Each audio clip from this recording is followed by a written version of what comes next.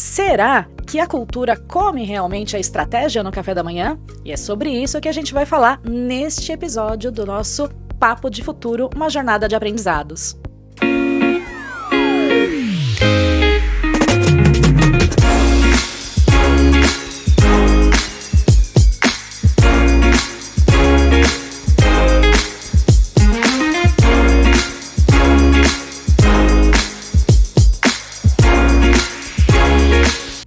Olá, eu sou Regina Lucena, CEO da Rise Desenvolvimento Humano, e eu tô aqui com o Vitor. De novo, né? Você viu que é igual. Né? Eu sou o Vitor Rodrigues, eu sou diretor de conteúdo da Rise Desenvolvimento Humano. Ai, deu aquela falhada agora, hein?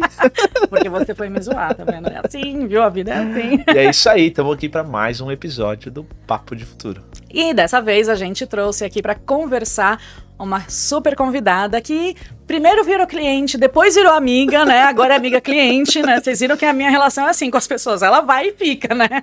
E eu vou deixar ela se apresentar. A dona Ângela, bem-vinda, Ângela. Obrigada, é um prazer estar aqui com vocês. Bom, eu sou a Ângela Silva, eu sou diretora de recursos humanos do Grupo Vica. A Vica é uma empresa alemã, o headquarter é baseado na Alemanha e presente em mais de 50 países. No Brasil, nós estamos no interior, uma cidade chamada Iperó, e eu respondo por Latam. Então, no nosso guarda-chuva tem Brasil, Colômbia, Argentina, Chile e México. E a minha jornada na Vica começou há 4 anos atrás, em fevereiro de 2020. Uau! 4 anos já. Passa rápido. É. Ó, pra quem não sabe onde é Iperó, procura no mapa, aí vocês vão achar Boituva do ladinho ali. É verdade. Inclusive, vocês estão até mudando de planta, né? Exatamente. Estão se preparando para uma planta maior, né? Uma planta que tem mais de 100 mil metros quadrados, num lugar lindo, um pôr do sol lindo. Ai, gente, vou mandar para lá. Junto. E fica somente a 10 quilômetros de Iperó, então seremos vizinhos, né? Então, a expectativa está bem alta para essa mudança. Todos muito entusiasmados, porque será um prédio construído do zero, uma planta moderna, com foco em indústria 4.0. Então, esse clima positivo hoje é o clima existente na Vica. Nossa, que bacana. Bom, hoje a gente vai falar sobre cultura, mas a gente já tem que marcar o próximo para você falar sobre implementação de mudança desse jeito, né? Porque olha o desafio, né? Que é você pegar uma multinacional e mudar ela de planta, né? Ir para uma planta bem maior.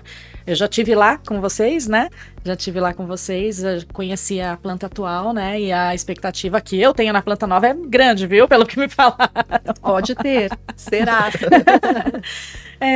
Ângela, quando a gente conversou, né, eu falei pra você que eu queria bater um papo com você para falar sobre cultura, né? Você tem uma experiência aí de mais de 20 anos trabalhando em multinacionais, né? Empresas grandes, né? E sempre atuando com essa atuação aqui local, né? Mas também olhando para os países, para outros países, como você falou, né? E tem uma coisa que eu achei super interessante na sua fala.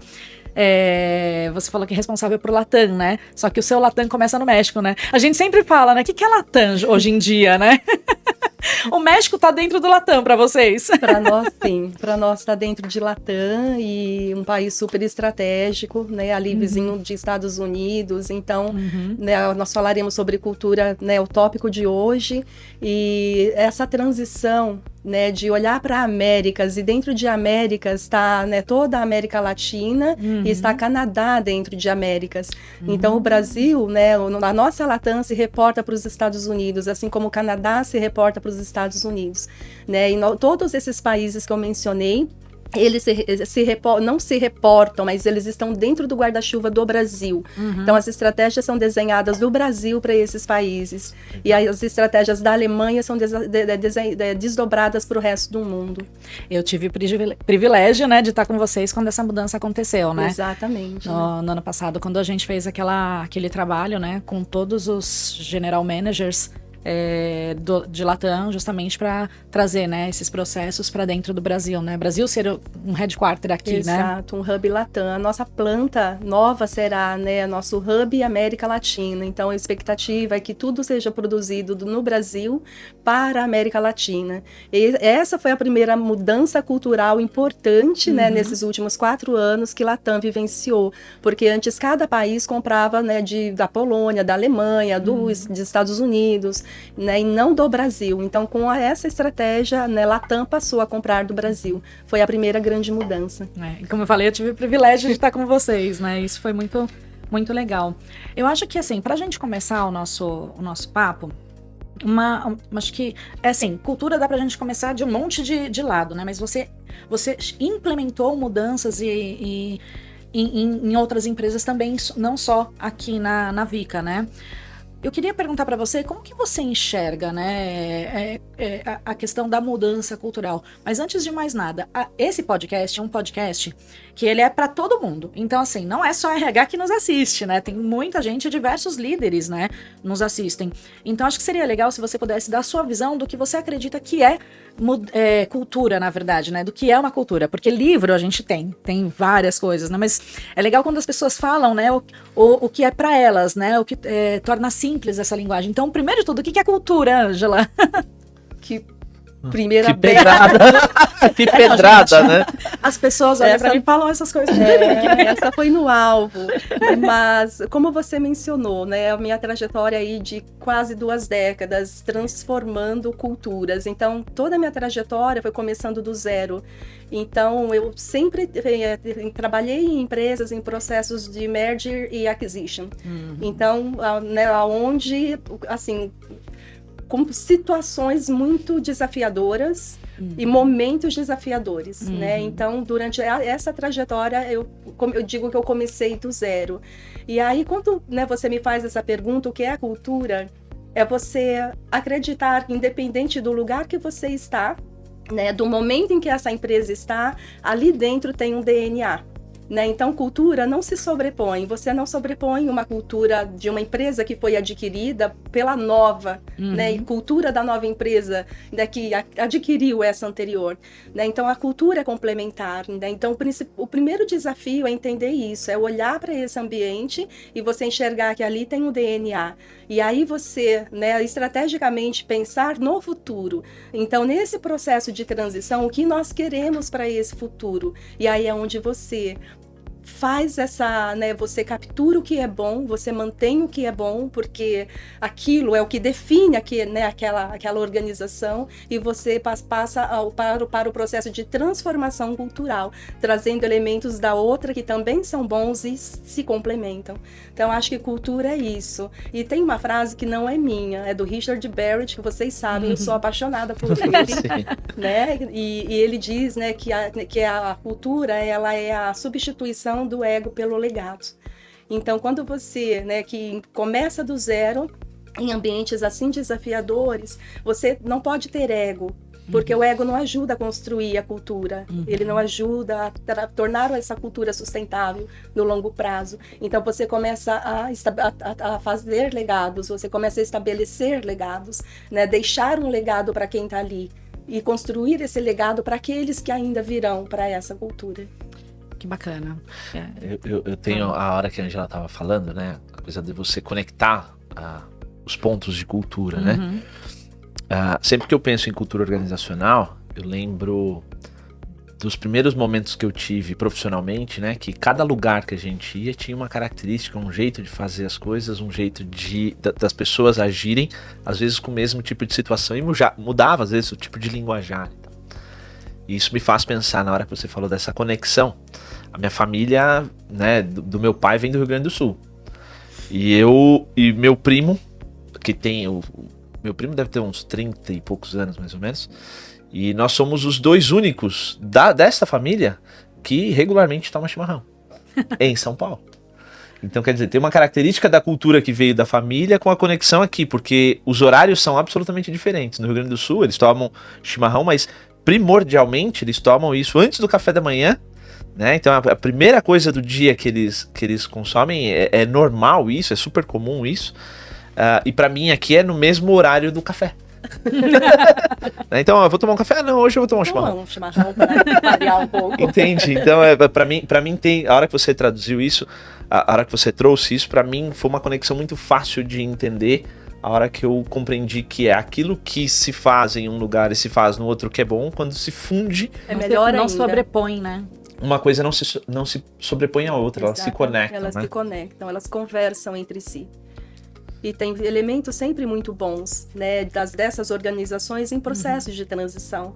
E aí o desafio para o RH é você traduzir, né, você primeiro ouvir, né, e depois você traduzir isso em estratégia. Né? Como é que você, né, desenha uma estratégia para o longo prazo usando esses dois elementos, né? A cultura, o DNA de uma, o DNA dessa outra organização que chega. Como você faz isso se conversar para ser estratégico, né, lá no longo prazo? Você considera isso como pilares fundamentais para construir uma cultura organizacional? Essa observação desse DNA? Eu acho que é o ponto de partida, Regina, né? Ele é um dos pilares, ele é o ponto de partida. O escutar, né, esses colaboradores, e entender, né, esse elemento, né, os elementos de cultura que são fortes. E tem uma frase, eu vou colocar um parênteses da Clarice Lispector, que eu também sou apaixonada. Eu vi no livro. Pode falar, pode falar. E ela diz, né, que você, né, você tem que ser cuidadoso, né, para você não destruir o alicerce, porque o alicerce pode ser o que sustenta o edifício inteiro. Sim. Então, se você não escuta na voz do colaborador, né, o que ele entende como cultura, como DNA, você não consegue ter esse diagnóstico, você não desenha um plano sustentável para o longo prazo quando você fala em transformação cultural. Isso é o que eu verdadeiramente acredito. Isso foi o que eu fiz na Viga quando eu cheguei. Então, na minha primeira semana, eu ouvi os colaboradores, ouvi os departamentos e eu fui capturando tudo que era positivo ali, né? E eles usaram uma frase que eu não esqueço nunca no meu primeiro dia: vida longa Vica. Uau! Eu ouvi essa frase, me marcou muito, porque, né, nessas conversas, eles trazendo as necessidades que eles tinham, trazendo os elementos bons, né, dessa cultura, e ao final, né, eu dando a devolutiva de como poderia ser um plano, como esse plano seria construído a quatro mãos, né, e qual seria a estratégia para o longo prazo, eu ouvi de um colaborador: vida longa Vica. Além do ouvir, Ângela, que outros pilares, que outras coisas a gente faz quando a gente tá... Porque eu entendi que o primeiro momento é mapear, né? É entender um pouco o que é um, o que é outro e tal. E daí, a partir daí, o que se faz? O respeito, Vitor. Aí você respeita como o alicerce que você encontra ali dentro, seja bom ou seja ruim. Porque mesmo que sejam, né, nesse DNA tenham elementos que talvez, né, que poderiam não ser sustentáveis para o longo prazo, se você imediatamente elimina, pode comprometer o edifício inteiro. Então, esse respeito pelo que você encontra, e aí a transição, o processo de transição, de comunicação, de engajamento dos colaboradores em relação a esse plano estratégico, a comunicação, como você comunica esse processo de transformação. E tem um ponto importante, né? A cultura é feita pelas pessoas. Sim, eu não posso escrever a cultura da Vica é ABCD. Não, as pessoas refletem essa cultura, né? A cultura é feita por todos nós. Então, o reflexo do gestor também nessa cultura, né? Quando o colaborador olha para o gestor, ele vê um espelho dessa cultura, e isso é um pilar importante também. Bom, vou agora fazer uma parada estratégica, porque continua dentro do assunto, por que a gente escolheu a Ângela para vir conversar com a gente, né? Bom, primeiro porque a gente realmente conhece o trabalho dela, né?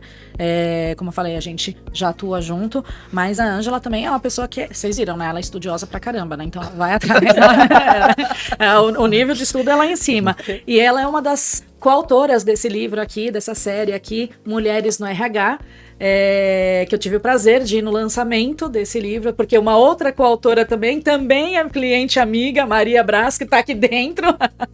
Lá o último trabalho dela foi no SESI Senai do Amapá. Do Amapá, né? Lá em Macapá.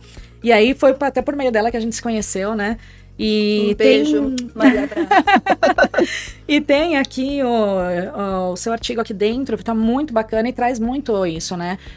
Da importância de você respeitar, de você ouvir, tá muito dentro da sua fala, né? Só, de novo, não é merchan, mas é porque eu tenho orgulho das pessoas com as quais eu me relaciono. O outro livro que ela coescreveu também, né? O Legado, aí depois você pode falar dele, né? Esse eu ainda não li, isso foi presente, trouxe pra mim. Saiu do forno. Presente. Que também tem muito da sua fala, eu imagino que tá aqui dentro, né?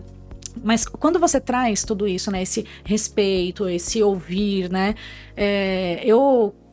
claro que cultura, tem várias pessoas que falam, né, o Barrett é uma delas que sabe que a gente gosta também, mas eu fico pensando assim, né, quando a gente olha pra cultura, tem coisas, né, que são aquelas coisas que são visíveis, são as práticas visíveis, né, aquilo que acontece, os rituais e tudo mais, mas eu acho que isso que você trouxe tá muito ligado a aquelas coisas que são mais profundas, né, são mais enraizadas, né, as crenças que estão ali dentro, né, não é só os valores, é mais profundo até do que isso, né, o Edgar Schein fala, né, que são pressupostos básicos, né, e aí quando alguém solta isso, vida longa a Vika, isso tá muito enraizado na pessoa, né? Que é um ambiente que é bom, é um ambiente que eu quero que fique, que perdure, né? Então, acho que o grande trabalho do RH, né, e das pessoas que são envolvidas com esse entendimento dessa cultura é traduzir isso, né? Exatamente. O que tá por trás dessa fala, não é? E a gente pensa que a cultura é do RH, como as pessoas são do RH. Não, as pessoas são de todos, né? E a cultura é da gestão, não é só do RH. Então, juntos nós transformamos a cultura. Não é o RH que transforma, né? Todos nós juntos somos responsáveis por essa transformação. Vocês vivenciaram isso conosco, né? Nos projetos de transformação cultural, que, né, há 2 anos vocês nos apoiam. E vocês já conseguem olhar, né? Ter um olhar mais distante e ver todas as conquistas que nós tivemos nesse processo, que começou lá atrás, né, como eu mencionei, há 4 anos. Então, a cultura é de todos, não é só do RH, e as pessoas, né, ela é da organização, não é só do RH. Tem uma coisa que você trouxe, né, você quando chegou na Vika, você estava falando Vika Brasil, né, você também fez essa escuta para fora, nos outros países? Como é que foi assumir esses outros países, né? Você sente diferença quando você fala de cultura aqui ou nos outros países? Às vezes, né, as pessoas contratam profissionais com essa experiência esperando que ele transforme a cultura num curto prazo, mas é um processo de longuíssimo prazo. E como você falou, tem coisas enraizadas, né, que você vai percebendo no decorrer dessa passagem. Então, para a Latam, né, pensa que cada país era uma ilha, funcionando isoladamente com as suas próprias estratégias, né, de estratégias comerciais, de recursos humanos, de supply, etc. E esses países passaram a integrar a América Latina e passaram ou seja, a receberem estratégias de um hub Latam, e esse hub está localizado no Brasil. Então foi um desafio enorme, e nós estamos falando de pessoas muito antigas de empresa, e aí vem a raiz. A raiz de que sempre foi assim, de que sempre deu certo assim, de que eu tenho o poder, né, de desenhar a estratégia, a minha gestão sempre funcionou. Para você ouvir, né, pode ser que foi bem assim, deu certo assim, mas será que não poderia ser muito melhor do que é? Então, esse é o outro viés, né, que nós tentamos mostrar, né, para esses países latãs. Sempre foi bem, sempre deu tudo certo, mas veja como podemos ser poderosos para o futuro, exatamente, né? Como uma equipe Latam, o One Team Latam que vocês escutam tanto. É verdade, é verdade. E eles falam isso agora, né? Exatamente. Então isso é o indício para mim de que deu certo, porque para mim, eu tô de fora e deu certo, é escutar isso deles, né? É escutar isso deles, One Team Latam, e não tem ninguém se opondo, né? Mas eu imagino assim, até mesmo aqui, quando você entrou na Vika aqui, a gente tá falando de Vika, mas pode trazer também as outras experiências, porque como você mesmo falou, são 20 anos, né, aí. Você já passou por algum momento que teve uma resistência e você teve que lidar com a resistência a uma transformação cultural? Todo começo tem resistência, Regina. Todo começo é muito difícil. Os seus 2, 3 primeiros anos são anos críticos, anos difíceis. Você abandona o ego pelo legado, né? Porque você sabe o que você quer construir, você sabe que vai dar certo. E agora, né, em tempos de transformação digital, né, os modelos ágeis, eles facilitam o processo, né? Você consegue corrigir a rota mais rapidamente do que não está dando certo, mas o início é muito difícil, tem muita resistência. E tem resistência vinda de todos os lados, não somente, né, dos colaboradores, mas de gestores, alta liderança. Então você enfrenta desafios, né? E o que eu falo no Mulheres no RH, o mais importante é você ter influenciadores, você ter um sponsor, Porque se você não tem o sponsor, você não transforma. Então a transformação vem com o sponsor, vem com os influenciadores. E muitas vezes os influenciadores não é o seu gestor, né, que tem o maior cargo na hierarquia. Ele é o seu colaborador de fábrica. Ele é seu influenciador. É ele que vai influenciar a cultura, porque ele é uma liderança informal. Então, quando nós falamos, né, em transformar cultura, sem esses novos, né, esses pilares, você não tem sucesso, você não prospera. Então, né, a gente fala da Vika, né, porque tá vivendo, né? Juntas ali, né? Mas nós temos um sponsor, que é o Ricardo Salgado. Que... Ricardo, próxima você aqui, nesse banquinho, viu? Não vou te esquecer, não.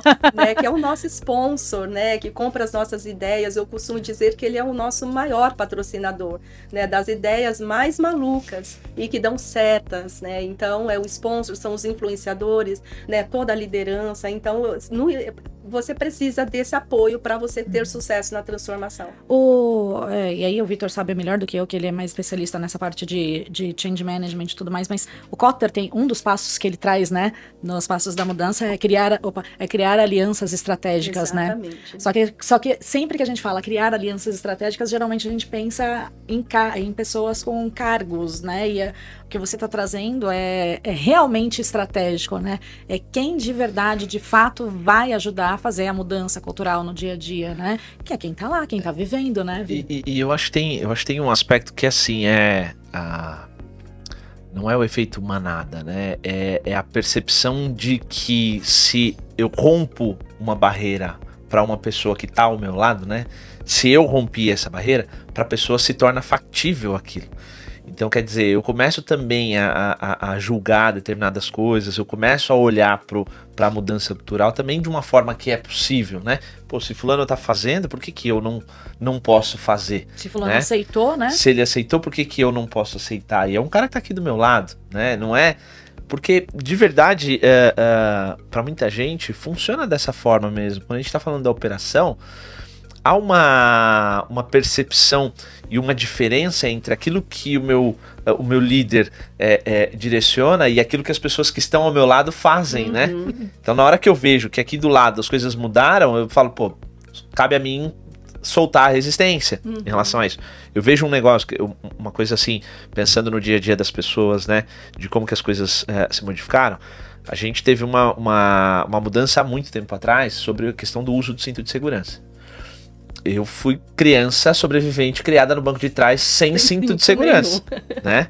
Então, assim, a gente fazia viagens de São Paulo para o Rio Grande do Sul, 1.200 quilômetros sem cinto, né? E era assim que era a vida, não era obrigatório. Era os anos 80.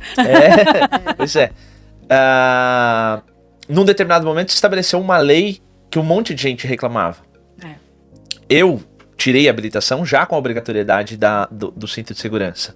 Mas há um tempo atrás eu estava conversando com meu pai, que dirigiu sem cinto de segurança, e ele confirmou uma coisa que eu também faço. Às vezes, para eu manobrar o carro dentro da garagem, quando eu vejo, eu já pus o cinto. É assim mesmo. Né? E é a coisa da quebra da resistência. Não há mais a resistência por algo que foi, naquele momento, imposta por uma lei, mas que se criou um aspecto cultural sobre o dirigir, né? Então é um comportamento do dirigir pelo cinto de segurança. E um item obrigatório. Isso. E eu vejo que talvez na mudança cultural dentro de uma empresa, em algum momento ou de alguma forma, se assemelha ao mesmo tipo de coisa, onde você começa com um comportamento na linha do competente consciente, né? Eu sei que eu tô fazendo isso porque eu preciso fazer, para chegar num ponto onde as coisas se tornam inconscientes, e aí a gente tem essa mudança cultural, né? Então, assim, o comportamento ele vai moldando e vai criando um outro aspecto da cultura que já não é mais o anterior. É isso mesmo, o comportamento, né? Você tem seus hábitos, né? Que são evidenciados pelo seu comportamento, e esse comportamento ele influencia, né? No ambiente. É exatamente o que você descreveu, até que, né, assim, impacta uma grande maioria. E às vezes quando a gente olha o aspecto anterior, ele se torna tão diferente que ele chama atenção aos olhos. É igual hoje você andar na rua e ver alguém andando de moto sem capacete. Exatamente. Nossa. Não era obrigatório. Hoje, quando você vê uma pessoa de moto sem capacete, fala, tem alguma coisa que tá errado ali, né? E aquilo chama atenção. Quando a gente vai para os Estados Unidos, né?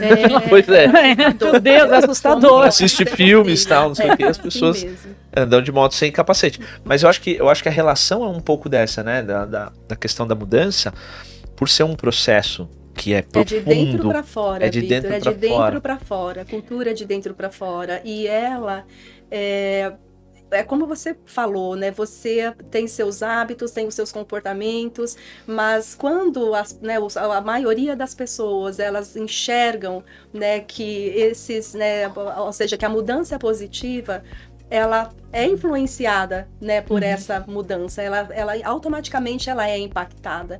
Então, por isso a importância, né, dos valores estarem refletidos na liderança, a cultura refletida na liderança, porque quando o colaborador ele olha, ele vê um espelho de tudo isso. E os colaboradores, né, todos nós somos pessoas, nós somos convencidos por aquilo que nós acreditamos. Então, por mais que eu diga, olha, nosso futuro, pensando em cultura, é ABCD. Não é assim que as pessoas vão participar do processo de transformação. Elas vão contribuir se elas acreditarem, se fizer sentido para elas, se estiver alinhado com os valores dela, o propósito. Do contrário, você também não tem sucesso. Eu ia justamente perguntar, né? Como é que a gente faz para fortalecer, então, a cultura de uma empresa? Regina, não tem receita de bolo, né? Porque senão todas as empresas teriam, né, zero turnover, né? Todo mundo feliz, né? Ninguém com problema, né? O mundo ia ser cor-de-rosa. Cor-de-rosa, né? Não é... O mundo não é um morango, gente. Não é essa do momento. Mas você... eu acho que é você sempre revisitando, você sempre reforçando e sempre falando desse tema. E cultura, ela não é estática. Né, ela é dinâmica, ela muda com o negócio, ela muda com as pessoas. Eu costumo dizer, né, que se você tem 5 colaboradores no seu departamento, você traz um 6º elemento para esse departamento, ali você vai ter uma nova cultura. Porque quem chega diferente de quem dos seus 5 que estão ali. Então esse impacta nessa cultura. Agora pensa numa organização, né, que todos os dias entram centenas de novos colaboradores ou dezenas. Esses chegam com seus valores, né, com propósitos e precisam se encontrar ali naquele meio, assim como os novos precisam se encontrar em relação a esses novos que chegaram. Então é dinâmica, né, é um processo contínuo. Você trouxe na sua fala anterior, inclusive, né, uma das coisas importantes é que a liderança reflita, né, o propósito e que ela reflita a cultura, né. Eu me lembro, né, tô nessa área aí de desenvolvimento também desde 2001, né, e lá atrás, bem lá atrás, eu não vou dizer quanto, mas eu fiz um trabalho foi para Gerdau, acho que foi.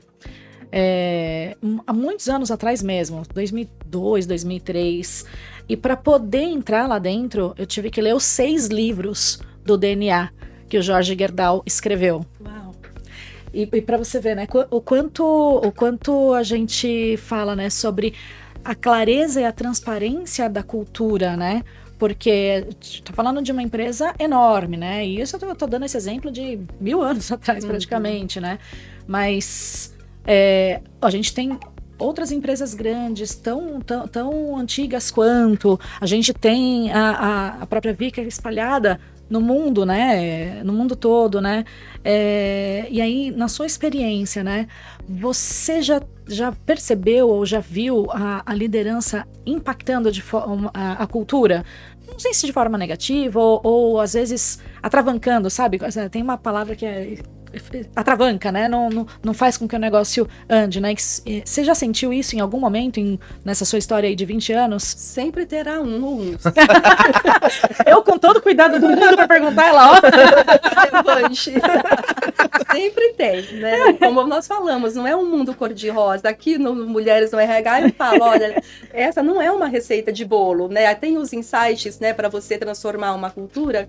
Aí eu coloco, sabe quantas vezes isso deu certo? Muitas. E quantas deu errado? Muitas. Né? Porque você, no momento, né, da transformação, precisa corrigir a rota. Mas o mais importante é essa persuasão, é mostrar o propósito para essas lideranças que são as lideranças contrárias da transformação. E em algum momento isso se converge e eles, né, seguem a estratégia. Mas é um processo de convencimento, um processo de persuasão, de dar sentido, mostrar o sentido, mostrar o propósito. E para muitas pessoas, né, para quem principalmente tem um mindset mais lógico, eles precisam ver a lógica, né, behind the scene, né, por trás do processo, né, por trás dessa cena, porque é muito intangível quando nós falamos em cultura, né, diferente de sei lá, uma matemática financeira, né, que o número não mente para você. Cultura não é assim, né, é intangível, né, mas nesse processo de intangibilidade, né, o negócio tem muito a ganhar, tem muito a prosperar, né. Tem momentos que tem que ter conversas do tipo, amigo, ou vai ou racha. Acontece isso ou não? Aí você tem que ter seu sponsor. Né? Depende, né? Depende. Porque ele, né, se nós estamos falando de liderança, né, e como sponsor ele enxerga isso, essa é a conversa verdadeira que ele precisa ter. E as conversas verdadeiras são importantes, não somente quando nós falamos em cultura, mas no dia a dia com o colaborador. Então eu escuto muito de colaboradores, né? Assim, eu queria que o meu gestor me dissesse se eu estou longe para ser promovido. Eu quero, principalmente a Gen Z. Eu não quero saber se eu serei hoje ou amanhã, eu só quero saber se se a minha trajetória até lá é longa, isso, porque né? eu posso redefinir minha rota, eu posso redefinir meus planos, eu só quero ouvir dele, não é que eu estou sendo incisivo para ser hoje, né? Então essas são as conversas verdadeiras que as pessoas gostam, né, de ter e ter com seus gestores. Gostei disso que você falou, porque assim, há uma perspectiva de certa forma, até de senso comum, que a geração Z tem essa necessidade do crescer imediatamente. Eu ouso falar que isso já é um viés, né? Então, mas assim, entrei ontem, como é que, né, faz 3 meses que eu tô aqui, como é que eu não sou gerente ainda, né? Mas eu gostei muito do que você falou, que é justamente essa coisa do, não precisa ser agora, mas eu preciso saber em quanto tempo é possível isso acontecer, né? Se vai acontecer, se eu tô no caminho para isso, para eu inclusive definir se eu quero ou não. Porque eu acho que tem um outro aspecto que a gente, como pessoas que estamos sempre ligados ao RH, né? O desenvolvimento está sempre conectado ao RH, que a gente bate muito, que é assim, a carreira é sua, você é quem define aquilo que você quer para sua carreira. E quando o cara bate na mesa e fala, tá bom, eu preciso definir o que eu quero pra minha carreira, a gente não quer, né? Não, como assim? Você tá me perguntando já aqui. Olha, pra você ver, o insight que me veio na hora que você trouxe isso, que foi, eles só estão falando aquilo que a gente tá tentando ensinar as outras gerações a falar. Foi o que você falou agora, é isso. Nossa, a gente legal. bate no martelo ali falando, a carreira é sua, você tem que ser responsável por você, tá? E quando o cara é responsável, as pessoas acham estranho. Não. Como assim? Você já tá me perguntando se você... Ué? Você não pediu pra eu ser responsável pela minha carreira? Claro que tem formas e formas, claro, né, fazer sim, isso. Obviamente, mas eu gostei muito disso. Eu quero trazer um parênteses. Recentemente eu participei de uma reunião do B20, né, para falar sobre o futuro do trabalho, the work we want. Esse era o tema. Né, e ali eles, né, era um debate com várias pessoas maravilhosas que eu admiro de coração ali nesse debate. E aí um dos recortes do debate foi: nós contratamos pessoas, né, hoje profissionais Gen Z sem experiência, para que no futuro eles nos entreguem bons resultados. Então, nessa brecha entre hoje e o futuro, é o papel da empresa atuar no desenvolvimento, porque eles não vêm prontos, nem emocionalmente e nem profissionalmente. Então, é um papel da organização trabalhar nesse gap, nessa lacuna, para prepará-los para que eles sejam os nossos top performers no futuro. E você sabe que... Você, de novo, né, eu acho que toda vez que a gente fala sobre desenvolvimento humano, é uma coisa que ela é meio cíclica, né, porque a gente precisa entender contexto, né, o contexto das pessoas, e o contexto desta Gen Z, dessa nova geração, é um contexto de pessoas que são hiperconectadas, que tem tudo em diversos momentos, tá ali no celular, tá rolando, não gostei desse assunto, já rolou pro outro, ou seja, são pessoas que têm uma estrutura diferente da nossa, que eu sou millennial, então tem uma estrutura diferente da minha, ao mesmo tempo, a maioria é filho único, então, por exemplo, não tem aquela interação social, às vezes, dentro de casa, né, eu brinco que quando você tem irmão, você já começa, né, as negociar power skills, ali, né? você começa a negociar ali, fazer gestão de conflito ali. Nossa, tem Já uma começa série a de coisas. compartilhar recursos. Então tem tudo ali. Então, eu acho que estudar comportamento humano para qualquer liderança, não só para RH, é fundamental, porque se você quer entender as pessoas, você precisa entender o contexto dessas pessoas, né? E o que você trouxe faz muito sentido nisso, né? Eu tô pegando uma nova geração que tem esse contexto e, claro que dentro da estrutura da organização, eu preciso educá-los, eu preciso cuidar deles para que eles sejam top performances depois. Então, para mim, faz muito sentido isso que você trouxe, esse elemento, né, Vi? Sim. E eu acho que tem olhar para esse tipo de coisa, olhar para esse papel, né, do desenvolver as pessoas, do esperar que elas cresçam. Você mesmo trouxe, é cíclico, né? Isso aconteceu com a gente também. Isso também aconteceu lá no passado, né? As pessoas também olham. Óbvio que é um contexto absolutamente diferente. Você colocou uma coisa aqui, né? Eles vêm hiperconectados, têm uma percepção diferente do mundo e tal. Já vieram com o Trello instalado. Então, quando eles batem o olho na coisa, eles querem ter a visão geral do projeto, né? Deixa eu ter uma visão geral do projeto aqui. Deixa eu entender quem tá fazendo o quê, de que forma tá fazendo, o que eu contribuo e qual é o resultado que a gente vai produzir. E você falou uma frase importante, contribuição. Essa geração, eles querem participar, contribuir e fazer parte, né? Eles não querem ser vistos como colaboradores, mas como pessoas acima de tudo. E isso é um resultado da pesquisa da Gartner do ano passado, né? Então, o que as pessoas mais valorizam nas organizações, o que elas mais gostariam de ter, né? Ou que cultura, né? Em que cultura elas gostariam de estar inseridas? Em organizações que olhem para os colaboradores como pessoas, depois que esse ambiente seja flexível. Então, por isso que é extremamente importante a gente olhar para a cultura, né? Porque se você tem, por exemplo, uma cultura de uma empresa em que as coisas são mais rígidas, em que as pessoas não podem tomar decisões, né? Que não se questiona muitas vezes processos, que a inovação não é tão valorizada, esses talentos, eles não vão ter aderência com a sua cultura, né? E eu acho que daqui para frente você pode perder muito com isso, porque daqui pra frente as pessoas querem isso, né? Daqui pra frente o mundo será Gen Z, Regina. Exato. Então nós obrigatoriamente teremos que nos adequar. Não dá mais pra resistir, exatamente, né? A essa mudança. Não é uma geração que se adapta ao que vê e ao que tem. Eles simplesmente não ficam. Então as empresas precisam adaptar-se a eles, né? Pra sobreviver no longo prazo. Que conselho que você dá, então, para empresas que querem ter mais Gen Z, mas sem essa reclamação de que Gen Z não produz? Não, ter a aderência do Gen Z com a sua empresa. Até porque eles não têm como fugir disso, né? Não tem como fugir, é o que ela falou. Daqui pra frente não nasce mais pra trás, né? Não vai nascer mais geração X, nem milênio, esquece. Acabou. Gen Z, Alpha, olha pra frente. Sabia que eu era uma peça rara. Adorei. Eu acho que a cultura colaborativa influencia muito nesse processo. Então, as empresas que já têm essa cultura colaborativa, então, com certeza, né, esses Gen Z conseguem se adequar mais a elas. As empresas que são talvez mais rígidas, mais lineares, mais hierarquizadas, talvez esses Gen Z tenham mais dificuldade nessa adaptação. E é como você falou, estudar comportamento. Então, podem ser 3 pessoas, né, aqui conversando nesse podcast, né, com várias perspectivas e trazendo informação para quem está ouvindo em casa.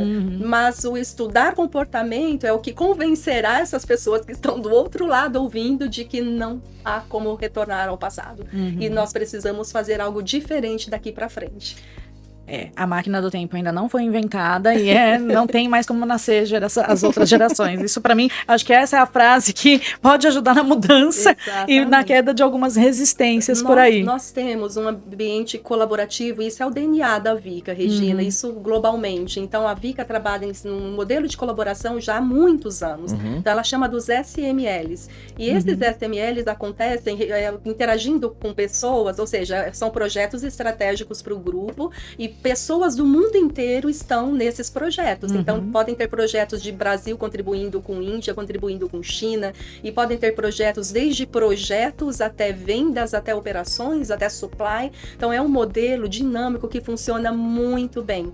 E cai muito redondinho para essa geração. Então, nós temos pessoas, né, que estão, de repente, numa linha produtiva, contribuindo no SML. Eu posso ter um analista de processos do Brasil contribuindo para um processo na China, né? Então, tem muita colaboração. Um exemplo mais próximo...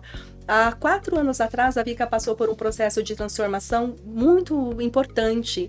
E foi a forma de ver o negócio.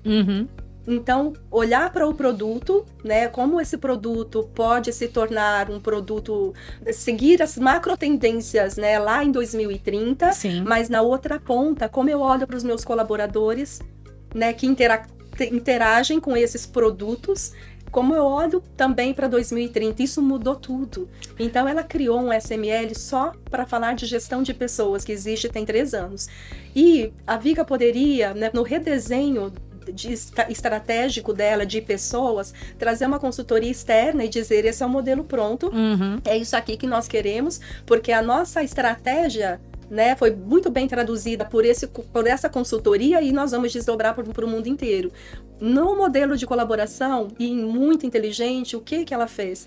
Nós temos profissionais excelentes no mundo todo, são 50 países, nós vamos ter um SML de gestão de pessoas com pessoas de RH ou de outras áreas estratégicas de vários países, no que nós chamamos Core Team, para falar de gestão de pessoas. Olha que então, legal. nesse projeto, nós trabalhamos com Employer Branding, o launching foi esse ano, nós trabalhamos com os valores, redefinimos os valores da Vika dentro desse Core Team, nós trabalhamos com o novo modelo de Performance Management, que o launch será em janeiro, o novo modelo de onboarding. Então, a Vika escutou as histórias das pessoas nos seus países, ela valorizou os elementos culturais desses países e ela trouxe, então, ela redefiniu, ela ressignificou, né, a estratégia para o longo prazo e no modelo de colaboração. E olha que interessante, né? Uma das perguntas que eu ia te fazer é isso, né? Como é que a gente garante que a cultura de uma multinacional que não tá aqui, né? Como é que isso se desdobra para cá, né? Você já deu a resposta, né? Fazendo isso acontecer dentro já desses locais, né? Porque ao fazer esses SMLs, eles estão pegando as pessoas locais já inserindo naquilo que eles acreditam, né? Se é a cultura de colaboração, então já vamos começar a fazer daqui, né?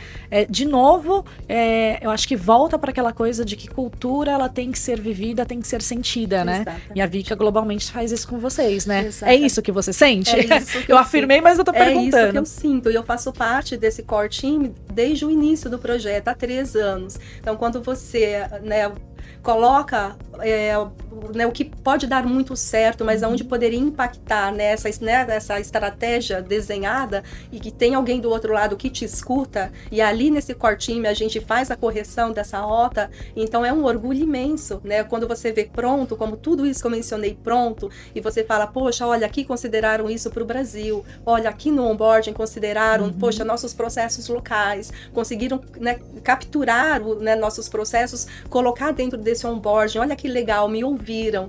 Então é essa sensação, né, de que nós somos ouvidos, né, de que as nossas histórias são histórias, né, que têm valor agregado. Eu ouvindo vocês falarem aqui, me veio uma reflexão e ver se faz sentido, ver se é mais ou menos nessa linha aqui, se a gente tivesse que dividir isso com uma empresa, por exemplo, de um porte muito menor e que opera localmente aqui, né? Eu acho que a primeira coisa é o cara olhar para a cultura e estratégia como o doce Romeu e Julieta, né? Queijo e goiabada. São as duas coisas, não dá para olhar em separado, né? Você tem que olhar as duas coisas ao mesmo tempo. E aí quando você fala, né, do olhar para 2030 e imaginar o que é 2030 em termos de time, em termos de estrutura, tal, então eu tenho que olhar as duas coisas para elas convergirem, fazer hoje aquilo que vai ter impacto em 2030. E aí tem uma coisa que me chamou a atenção, que é justamente esse negócio da gente olhar globalmente e olhar localmente. Ouvir aquilo que é importante localmente e entender aquilo que é importante globalmente. Eu acho que hoje, por exemplo, para uma empresa pequena ou para uma empresa média que está galgando o caminho de crescimento, eu acho que ela precisa aprender a olhar para esses aspectos e entender na cultura o que é importante para esse grupo de pessoas hoje e possivelmente o que será importante em 2030, né? E entender como é que eu crio uma linha de ação olhando para frente, né? Olhando lá para agora, daqui 5 anos, né? Porque a gente já está aqui chegando em 2025, acho que tem uma coisa legal para as pessoas olharem aí. Então, faz sentido essa coisa do você olhar e ouvir as pessoas para você mapear a cultura, criar uma estratégia para isso e fazer essas duas coisas caminharem juntas e saber o que cada um quer. É isso mesmo? É isso mesmo, Vitor. Eu costumo dizer, né, que se nós queremos chegar lá em 2030, né, muitas perguntas, como chegaremos, né? E a pergunta é com quem chegaremos. E esse quem, se nós não cuidarmos desse quem hoje, nós não teremos o como amanhã, né? Então, e muitas empresas, né, pequenas às vezes pensam, poxa, mas nós somos tão pequenos. Acho que todo esse pensamento, esse olhar não faz sentido, é muito difícil de implantar. E nesse ano nós tivemos o privilégio de recebermos o Prêmio Excelência em Gestão de Pessoas. Parabéns! Recebemos o prêmio e nesse encontro de 70 empresas que receberam o prêmio, né, teve 10 empresas que receberam uma celebração especial, né, um reconhecimento especial. E uma das 10 empresas, uma era muito pequena. E era uma empresa de entretenimento pequena e que foi uma das empresas com maior score, porque, né, é feita uma pesquisa com base no resultado, então acontece a premiação. E foi uma das empresas com melhor score em gestão de pessoas. Que legal. E nós não estamos falando de empresas com milhares, dezenas, centenas de colaboradores. Uma pequena, né, levou um super reconhecimento especial. Então, me emocionou muito, né, estar lá e ouvir o discurso do gestor de RH, né, dizendo que, né, ele estava inserido numa organização pequena, mas o olhar sobre as pessoas e pelas pessoas era grande. Que bacana, hein? Não, sensacional. E eu acho que quando o Vitor começou a falar, né, de empresas grandes, empresas pequenas, e aí agora com a sua fala, é assim, tudo se resume a pessoas. Exato. Tudo se resume a pessoas. Se a gente pensar, então, pessoas no centro de qualquer coisa, né, aí a gente consegue fazer os outros desdobramentos. É claro que quando a gente fala de cultura, a gente está falando das crenças, muitas vezes do fundador ou de quem tá no topo ali, né, e que almeja alguma coisa. Mas a conversa começou com as pessoas fazem a cultura, né? Então eu posso querer uma coisa, mas se as pessoas fazem outra, eu preciso identificar o que essas pessoas estão fazendo, por que elas estão fazendo, no que elas acreditam, e aí depois eu tento ver se eu consigo fazer esse gap, né? Diminuir esse gap. Porque se a gente não olhar para as pessoas, a gente não consegue fazer nada, né? E aí aquela pergunta que a gente começou lá o podcast, né? Realmente a cultura, ela come, né? A estratégia no café da manhã? É verdade, né? É verdade. Se você não tem as pessoas alinhadas com a cultura que você gostaria, não adianta você criar estratégia nenhuma, porque é o com quem, né? Quem vai fazer isso? Quem vai executar isso, né? Esse quem te leva ao como que você falou. E não vai acontecer se as pessoas não estiverem conectadas, né? A isso. Isso é bem legal. Não, eu tenho, na verdade, é uma outra pergunta, né? Uma transição assim. Frequentemente, quando a gente fala sobre cultura, ou quando a gente ouve, né, conversa sobre cultura, vem a reboque as questões de diversidade e inclusão. E aí eu queria, sob a sua ótica, o que você vê, de que forma isso impacta quando a gente fala desse ambiente de transformação cultural ou de fortalecimento cultural no aspecto de diversidade e inclusão? Como é que você vê isso? Eu vou trazer também o recorte do B20, sabe, Vitor? Que lá, né, em um dos debates, né, a Bettina, que é a CEO do World Economic Conference, ela fez um discurso belíssimo falando, né, sobre a diversidade, né, e as mulheres nessa diversidade, o papel da mulher, o importante papel da mulher na igualdade e equidade de gênero dentro, né, da diversidade, equidade e inclusão, né, e ela fez um discurso belíssimo que as mulheres são sensíveis, que as mulheres são multitarefas, que as mulheres são mais acolhedoras e etc, e inúmeras reflexões, né, sobre quem são as mulheres, né, em diferentes contextos. E eu acredito em tudo isso. E mais, é algo que talvez vocês tenham sentido quando vocês foram lá na Vika. Quando eu vim de uma empresa anterior, que nós éramos 80% homens e 20% mulheres. Então, assim, era um ambiente mais pesado, né? A sensação era mais pesada. Quando eu cheguei na Vika, meu primeiro dia, eu senti um ambiente mais leve. E eu não conseguia explicar aquilo. Eu não tinha elementos ainda. Era meu primeiro dia, mas eu sentia uma leveza. E aí, né, passaram-se ali uns 15 dias. Eu já tinha conversado com todo mundo e etc. E tinha uma colaboradora da empresa anterior que foi contratada pela Vicky. Nós estávamos num café. E aí, tudo bem, tudo bem. Aí ela simplesmente olhou para mim e falou assim: não parece mais leve aqui? Era o sentimento dela, de que tinha leveza naquele ambiente. Era o mesmo meu, que ali tinha leveza. E nós somos 40% mulheres e 60% homens. Então, quando os clientes, fornecedores visitam a empresa, eles sentem isso. Eles sentem um ambiente leve. Eu já escutei frases, por exemplo: nossa, nem parece que eu estou numa fábrica, porque tem muita leveza. Eu acho que esse é o papel da diversidade, né? Isso é grandioso para a organização, porque impacta no clima organizacional, impacta na saúde mental, prospera o negócio porque tem mais criatividade, tem mais inovação, tem mais acolhimento, tem baixo turnover, mais retenção. Esse é o papel da diversidade dentro das organizações.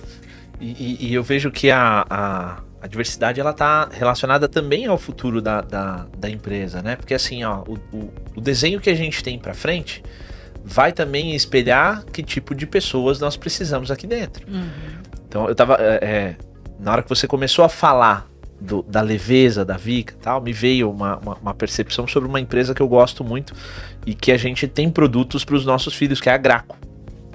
E seria absolutamente comum e normal você ter, no desenvolvimento de projetos, pais e mães, já que os produtos são para os filhos. E o propósito da empresa é cuidar de quem cuida das crianças, né? Então, vamos facilitar a vida. Mas me veio um insight de se eu fosse pensar no futuro dessa empresa, que tipo de pessoas eu precisaria incluir quando a gente está pensando em produtos ou em oportunidades ali? E me veio à cabeça de coisas, por exemplo, que hoje é profissão. Jogar videogame quando eu era criança não era profissão, né? Hoje é profissão. Com certeza. E de que forma essa cabeça de um gamer pode ser importante, por exemplo, o desenvolvimento de um produto para uma criança? Porque o jogo, para mim, tô supondo, se eu fosse criança atualmente, seria uma cadeirinha com alguma coisa que pudesse me entreter ali. Mas o que mais há além disso, né? Então, é legal pensar no insight, como você colocou, né? É uma empresa que se tornou mais leve pelo fato de terem mulheres inclusas em um ambiente que normalmente seria masculinizado. E à medida em que a gente vai se transformando nesse aspecto, que a gente vai pensando no futuro da Vika, por exemplo, que outras pessoas a gente vai precisar lá na frente? Quais são as pessoas que vão trazer para um caldo cultural mais denso, mais encorpado, que não só, né, simplificado ali? Não só para atender uma cota, um número, né? Não, é uma coisa porque que impacta no negócio. Exatamente. Esse é o diferencial. Exatamente. E isso vem do sponsor também, né? O quanto que, né, o nosso sponsor acredita na diversidade, equidade e inclusão. Isso também faz toda a diferença.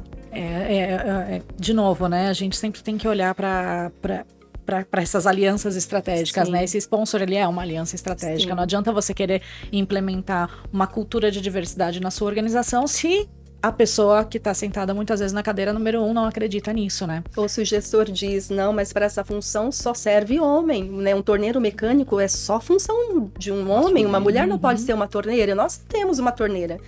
né? Que agora está na manutenção, que é só de homem, né? Mas fresadoras. Então, não é só porque é só de homem. Quem disse que é só de homem? Pois é. Né? Pois é. E eu vejo, principalmente quando a gente observa essa coisa do homens e mulheres, né? Nesse ambiente, e nós teríamos inúmeras outras questões de diversidade para colocar na mesa, mas é sempre você quer fazer? Então, não tem por que não fazer. Exatamente. Qual que é o verdadeiro impeditivo? Isso, Talvez não saber fazer, ponto. De resto, não há nada que impeça, né? Assim como existem outras situações, outras questões que impactam porque a pessoa não tem a capacidade para aquilo e é algo que ela não possa desenvolver, né? Uma pessoa, por exemplo, que tem uma questão motora e que é o impeditivo para uma determinada ação, infelizmente ela não pode. Um operador de uma máquina, por exemplo, tem problema de visão, ele não pode, né? Por quê? Porque existe um aspecto impeditivo. Agora, quando não há um aspecto impeditivo, às vezes é só aqui. Né? É o seu viés. É só um viés. Que legal. Eu acho que eu queria te fazer uma pergunta com relação a como é que você garante, né?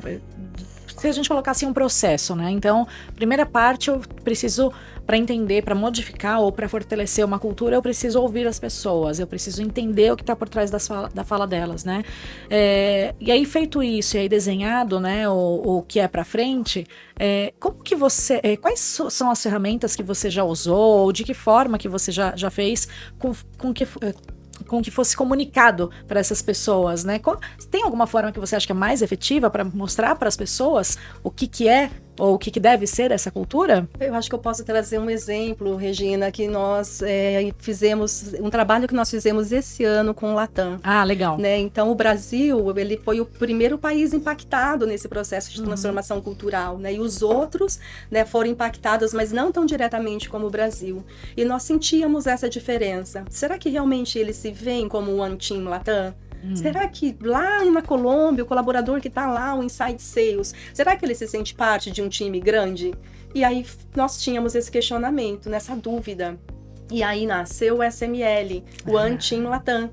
E o principal objetivo desse projeto era já fazer esse diagnóstico desse DNA de cultura em cada país, escutar do colaborador se ele realmente se via como One Team Latam. Por quê? Porque senão vai fracassar.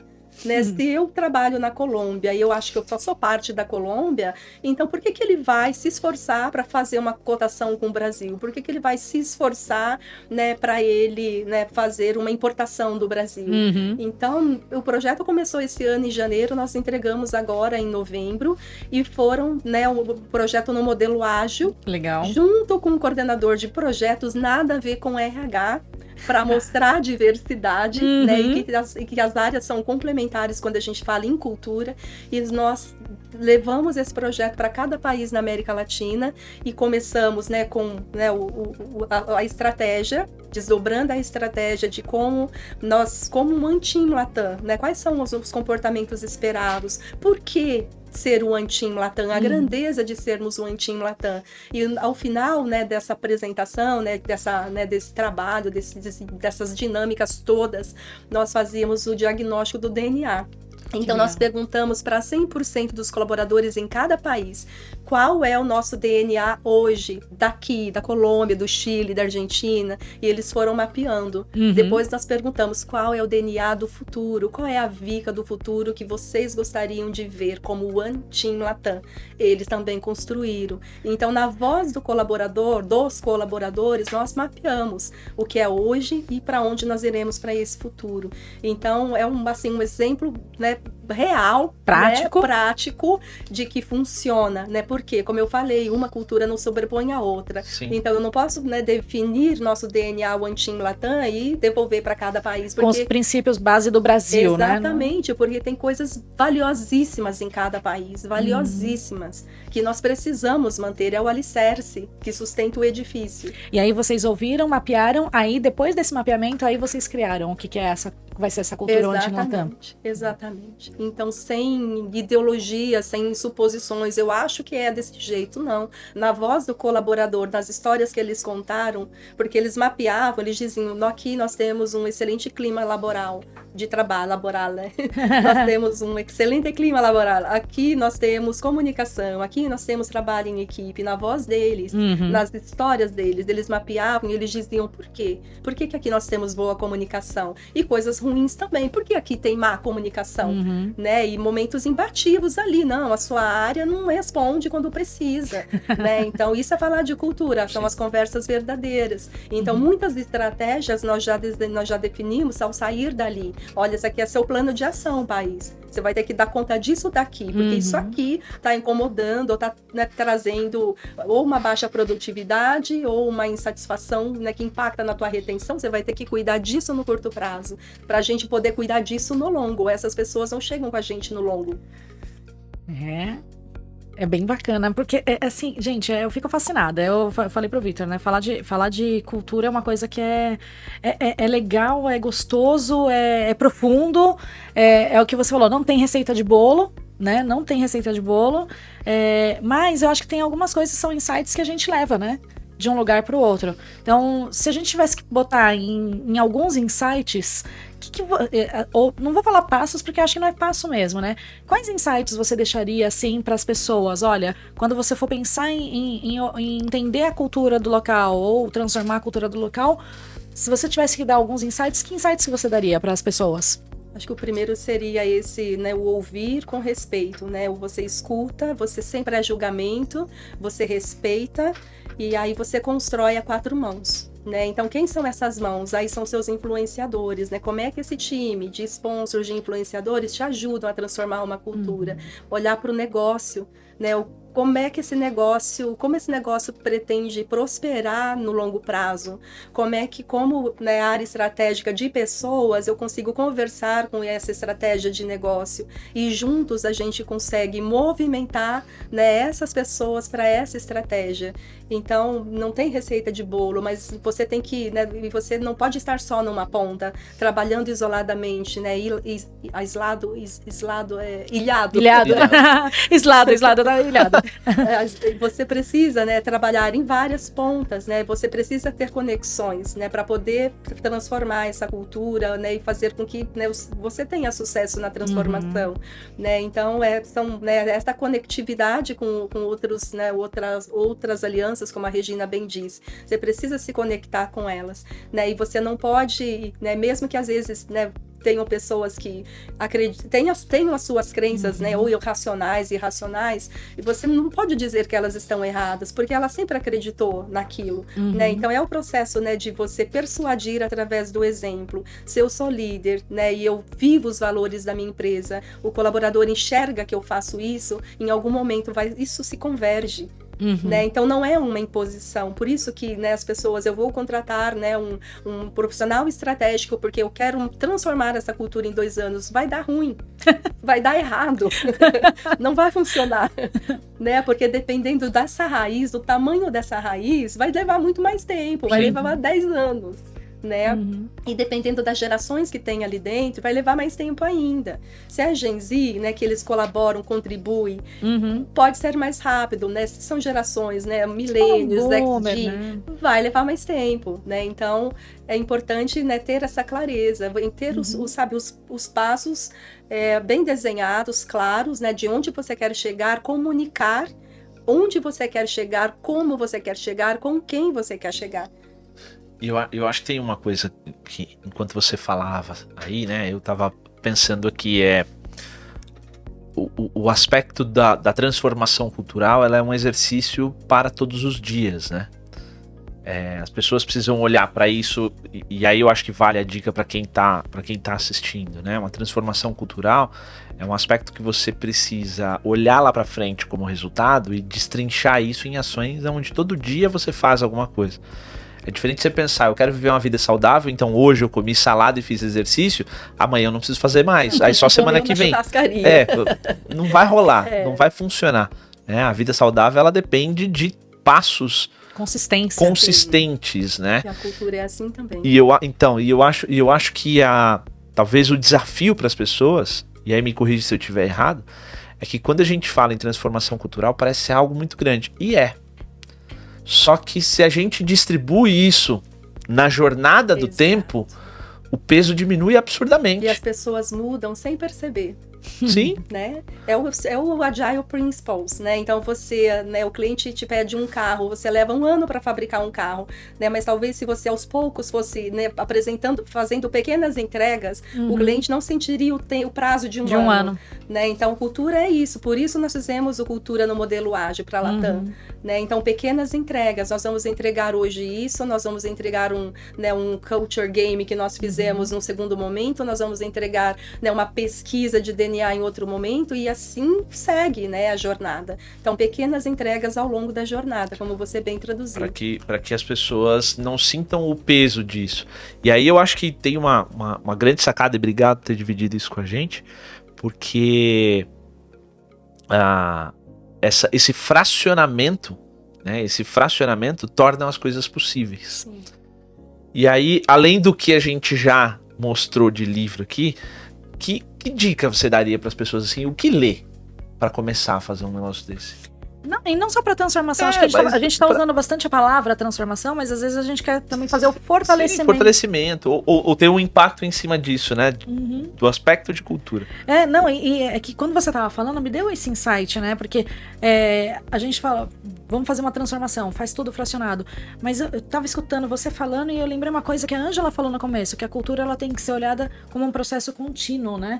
Então, eu acho que todo ano, né, aproveitando agora, né, que estamos, assim, nessa transição, né, saiu 24, entrou 25, a pergunta que você pode se fazer aí, do outro lado, é o que eu tô fazendo aqui para garantir o fortalecimento da minha cultura, né? E aí talvez olhar de forma agile, como ela trouxe, né? Então, eu quero fortalecer, então vamos só rever? Tá mesmo assim, né? Não tá?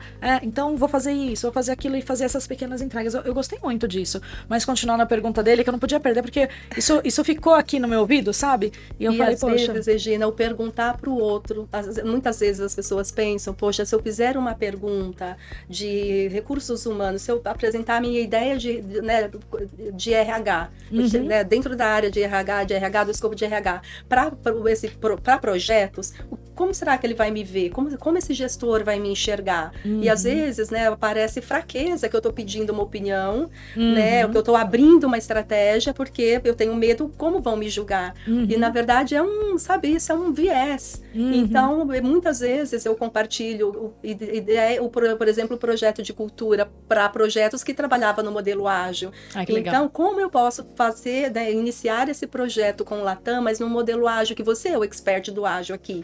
E juntos nós construímos o projeto e aplicamos, ele era co-facilitador. Olha que legal. Juntos nós fizemos isso. Então, o que um gerente de projetos tem a ver com RH? Tem tudo, né? Então, essas conversas, troquem informações, compartilhem ideias, dificuldades. Às vezes eu tenho dificuldade com alguma situação, eu vou lá no nosso diretor de operações, olha, eu tô com esse problema aqui. Ajuda a pensar. Você de fora, como é que você vê? E saem coisas grandiosíssimas, né? Então esse compartilhamento, o modelo em colaboração que eu mencionei tanto, então isso funciona muito. Não ter medo de perguntar, não ter medo de compartilhar, se são coisas boas, se são ruins, se são problemas, pedir opiniões alheias, isso torna, né, acho que a entrega grandiosa. E aí, Vitor, livros... E às vezes não só livro, às vezes um artigo, ou que tipo de instituto de pesquisa, por exemplo, é legal olhar, porque solta às vezes um relatório em cima disso. O que a gente pode distribuir de dicas? Tem muito conteúdo, né? E a gente tem que selecionar o que a gente lê. Esse é o maior desafio da Gen Z. Nós também, né? Mas você precisa buscar o que tem a curiosidade. Então, você também gosta muito da Gartner. Então, eu gosto muito dos reportes deles. Eu gosto demais do MIT Business também Review. Gosto. Amo. Eles fazem um trabalho incrível. Eles falam desde pessoas, desde recursos humanos, desde inovação, desde blockchain. Então, assim, é uma excelente revista para a gente poder seguir. Vou fazer um merchan. Passa. Mulheres no RH, né? O nosso livro, que aqui tem, né, profissionais excelentes de recursos humanos falando de temas de pessoas. Legados de inspiração. como esse, por exemplo. Então, aqui tenho eu, né, que sou recursos humanos nesse livro, mas tem empresários falando do seu legado nesse livro. Então, são referências boas, ler coisas que não são da área, né, ler coisas para despertar curiosidade, para despertar novos insights, coisas diferentes, né, que você, né, poxa, nunca pensaria em ler um livro, não, né, não começou com você, mas pode de repente agregar valor para a tua vida pessoal e profissional. Então, selecionar primeiro de tudo, né, e depois ouvir pessoas de diferentes áreas, cadeiras e literaturas, Richard Barrett, que fala sobre cultura, né, que tem o Centro de Valores, e mais literaturas, né, que tem excelentes profissionais no Brasil também falando de cultura. Nessa linha, né, de ler coisas, né, não necessariamente só sobre cultura e procurar diversas, né, informações, por exemplo, olhar para a neurociência mesmo, né, porque se a gente está falando que as pessoas, elas precisam ver os líderes fazendo, né, ver aquilo acontecendo, vamos pensar na neurociência, nos neurônios espelho. Então, assim, se eu vejo fazendo, eu vou espelhar comportamento. Simples assim, né? As crianças são assim, genuinamente elas são assim. Eu sou neuropsicóloga, Regina, então a neurociência faz parte da minha vida, desde sempre. E a gente estava, até no trajeto entre aqui, a gente estava lembrando de uma cena de um filme. E recomendo para quem não assistiu uma Noite no Museu. Você já assistiu? Já assisti. Tem uma cena que ele tá mostrando lá o Átila, o Uno, no final do filme e tal. E tem a coisa do puxar, né? Que era coisa dos Unos e tal. E aí... estraçalhar o outro. E aí ele fala assim, né? Pegou um dos bandidos lá, ele vai puxar, tá? Ele fala, mas nada de desmembrar a pessoa, tal. Aí ele responde em Uno, né? Micaca, né? Aí ele fala, maquicaca, né? Tipo, pode um pouquinho. E a gente tava falando isso sobre os nossos filhos, que é uma linguagem que... Qual o significado de micaca e maquicaca? Mas eles entendem o significado disso, que é um pouquinho mais. Né? Nossos filhos, a Iris tem 4 anos hoje e o Tomás tem 6 anos. Então, assim, pra eles, depois que eles assistiram, tudo lá em casa, mamãe me dá isso. Micaca? maquicaca. É assim, entendeu? Então virou linguagem comum dentro de casa. Mas eu acho que é isso que é legal. Quando a gente fala do aspecto cultural e tava falando das fontes de pesquisa e tal... É você conseguir traduzir isso em algo que as pessoas entendam, né? Tornar palatável isso. Eu te perguntei por uma questão de dica mesmo para as pessoas, porque tem gente que não sabe qual que é o ponto de partida, por onde eu começo, né? E eu acho que é legal a gente pensar em por onde começar. Um dos livros que eu li aqui, brasileiros, que eu gostei bastante, foi o Novo Código de Cultura, que é do José Salib Neto e do Sandro Magaldi, que eu acho que ele explica também de uma forma bem palatável o que é esse mapeamento de cultura, qual que é a característica da empresa, tem mais característica de inovação, tem uma característica mais rígida, como é que é e tal, e vai demonstrando para as pessoas como é que eu mapeio isso, o que eu sinto sobre o aspecto cultural, o que as pessoas falam e tal, e como é que a gente direciona isso para uma ação estratégica, para onde eu quero chegar. Bom, gente, mas nós já estamos de novo, né? Mais de 1 hora aqui juntos. A gente tem uma missão e a gente nunca cumpre, mas eu adoro não cumprir essa missão, porque isso significa que o papo tá excelente. Tá ótimo mesmo. Prazer demais falar com vocês. Vocês sabem que eu sou admiradora do trabalho que vocês fazem. Obrigada. E de vocês como pessoas acima de tudo. Obrigada. Mas calma que não terminou, porque ainda vou te deixar numa saia curta. Olha só. Não, é a última coisa, prometo, Angela, mas eu sempre peço, né, pra assim, depois desse papo, sempre fica aquela coisa que a gente quer reforçar, ou que a gente quer dar de dica, ou aquela mensagem final. Então eu gostaria que você, do fundo do seu coração, agora acessa aí o interior da Angela, e eu quero que você dê uma mensagem final para as pessoas que estão assistindo a gente. Olha para aquela câmera e pode soltar a voz. Vamos lá. Bom, tem um valor que eu carrego comigo, de proporcionar igualdade de oportunidades a todas as pessoas, ou a maioria que você conseguir impactar. Então, muitas vezes nós pensamos assim, poxa, mas eu vou trazer um engenheiro com MBA em Indústria 4.0 para ser um operador de máquina? Se a sua empresa tem oportunidades para profissionais como esse, não naquele momento, mas num futuro próximo, pode trazer. e dê a oportunidade. Então, isso é o que eu chamo de gerar oportunidades.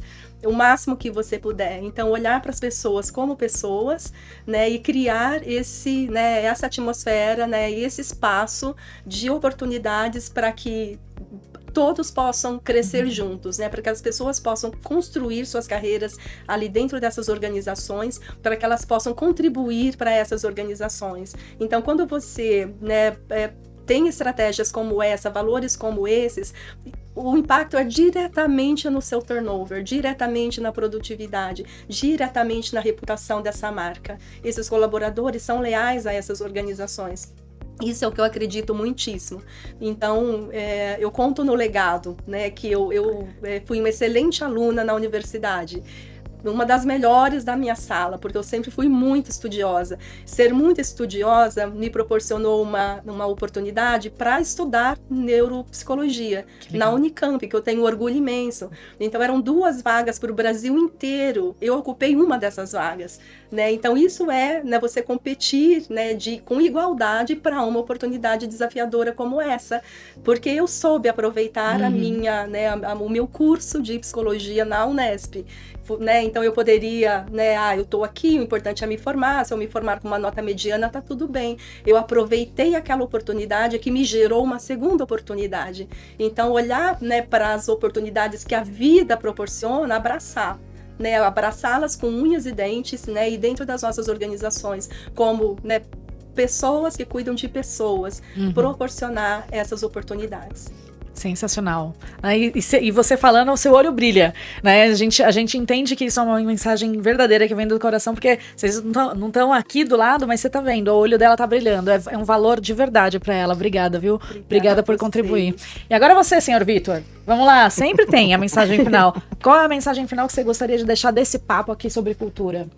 Para mim, acho que um dos pontos que mais me chamou aqui no nosso papo é as pessoas entenderem que sempre que há um processo de valorização, de transformação, de enriquecimento cultural, é sempre um chamado isso, né? E às vezes a gente renega o chamado. Então, se eu tivesse que dizer para você aí, aceita, né? Acolhe o chamado, porque todo o processo de transformação, ele vai depender de você compreender o que a gente vai ganhar. As pessoas, elas não têm medo da mudança, elas têm medo daquilo que elas podem perder na mudança. Mas se a gente tiver clareza sobre o que a gente pode ganhar na mudança, né, eu acho que tem um grande chamado aí. Mais uma vez, lembrando uma cena de filme. No filme Interestelar, tem uma cena que a mãe fala assim, mas vai lá para aquele planeta, assim, assim, assado. Interestelar não, esqueci o nome do filme agora. Nós assistimos outro dia. Mas que diz assim, naquele planeta, não, né, você pode viajar daqui até lá e pode não ter nada lá. E é uma criança que ela responde, né, não, mas e se tiver tudo lá? Né? Então, cara, se tem um chamado, vai, porque é a oportunidade que está surgindo na sua frente, né? E aí você não vai poder dizer lá na frente, olha, eu não fiz porque eu fiquei com medo. Não, eu fiz. Eu fui lá e fiz. Bacana, obrigada também. E aí a minha mensagem, né? Eu acho que depois de conversar, né, sobre esse papo aqui bacana sobre cultura aqui com o Vitor e com a Ângela, para mim a mensagem final que fica do papo, e eu acho que é o que eu gostaria bastante de reforçar não existe melhor nem pior. O que existe é um DNA que existe já, que deve ser respeitado antes de qualquer coisa. Eu acho que isso que a Ângela trouxe me tocou de uma forma que, assim, não importa de que lado que você tá, se você tá adquirindo uma empresa, se você tá sendo adquirido também, porque às vezes existe a resistência, né, em quem é adquirido, né, e aí não gosta de nada também do que o outro traz como oportunidade, mas lembre-se que você tem que respeitar a realidade, a cultura, o DNA do outro, primeiro, antes de mais nada, para que aí sim, no futuro, a gente possa construir algo junto. Eu acho que isso, para mim, foi a mensagem que me marcou e que eu gostaria que marcasse também todos vocês. E que cultura realmente é uma coisa que precisa ser vista de forma cíclica, que precisa ter um processo de aprendizagem contínua em cima dela, para que a gente garanta o fortalecimento dela, e que ela tem que ser vivida. se ela não for vivida, não há estratégia que sobreviva após o café da manhã. Então, muito obrigada por vocês estarem aqui com a gente hoje. Ângela, muito obrigada de verdade. Obrigada, você veio lá de Peró para falar com a gente. Nossa, eu fico assim emocionada. Obrigada pelos presentes, de verdade. E com certeza a gente vai bater outros papos aqui, né? Outros papos no futuro. No futuro, exatamente. Um beijo, Obrigada, gente. É isso aí, valeu, gente. Não esquece dos 3 Cs, curtir, comentar e compartilhar. Obrigada por cuidar do nosso marketing. Vamos lá. Tchau. Tchau, valeu. Obrigada.